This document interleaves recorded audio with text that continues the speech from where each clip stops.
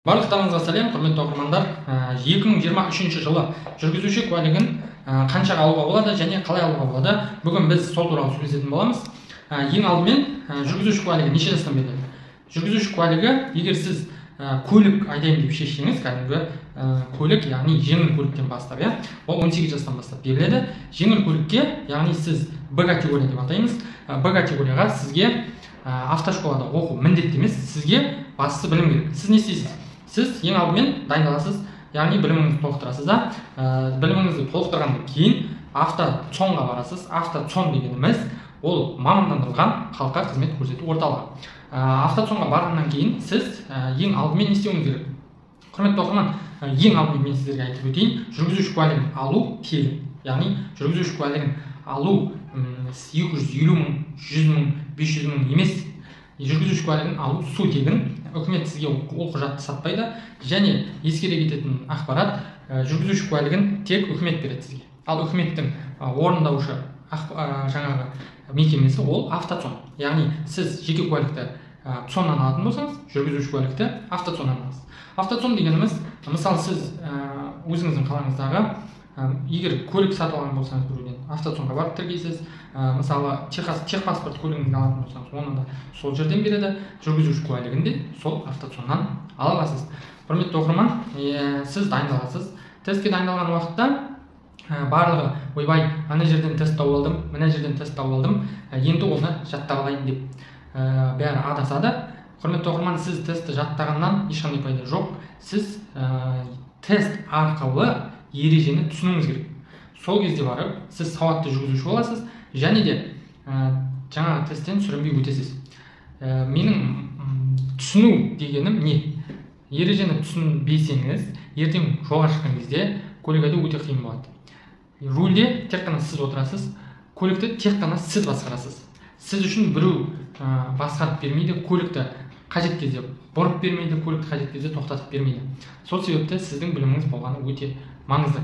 Құрметті оқырман, келесі айта кетер ақпарат, біздің жаңағы дайындалатын өзіміздің курсымыз бар. Оны сіз мына Instagram қалдырамын, сонда біле аласыз. Енді ары қарай кетейік. Қанша теңгеге жүргізуші куәлігін аламын? Жүргізуші куәлігіне 2023 жылы сіз 4312 теңге төлейсіз.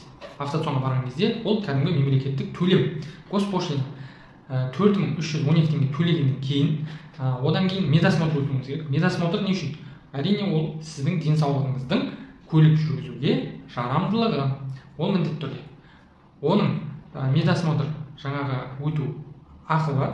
Сіз оны 073U формасы бойынша басқа жерден өтсеңіз болады, сол автоцонда өтуге де болады. Одан кейін медосмотр өткеннен кейін сіз тестке кіресіз. Тесттен шыққаннан кейін, егер сіз 40 сұрақтың 32-сіне дұрыс жауап берсеңіз, онда вождениеге баруыңызға болады. Вождениеге дәл сол күні барып тапсырсаңыз болады. Вождение автоцонның сыртында кішкене территория бар, ол қалаға шықпайсыз. Кішкене территория бар автоцонның сыртында. Сол территорияда айдап бересіз. Белгілі бір тапсырмаларды орындап.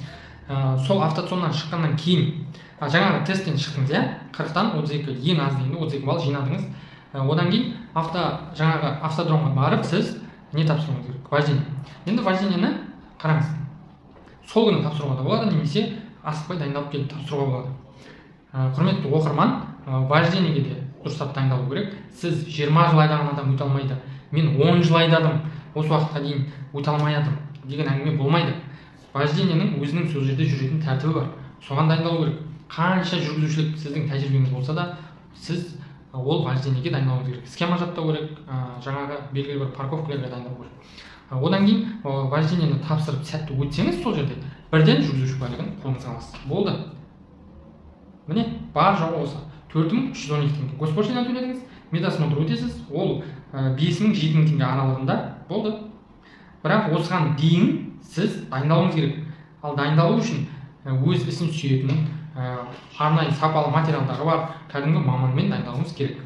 Назарларыңызға рахмет. Жүргізуші куәлігін алам деп жүрген жандар бұйырсын, білімдеріңіз арта берсін. Жүргізуші куәлігін алғаннан кейін, міне мен жүргізуші куәлігін алдым, болдым, тойдым демеу керек.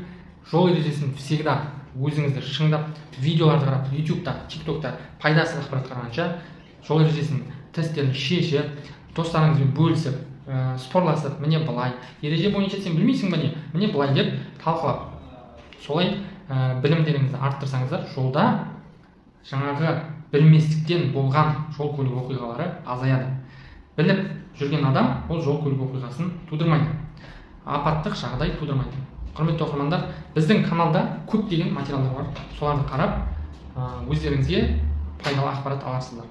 Сұрақтарыңыз болса, осындай тақырыпқа видео шығарыңыз деп сұрайтын болсаңыздар, астыға комментарийге жаза кетіңіздер. Назарларыңызға рахмет.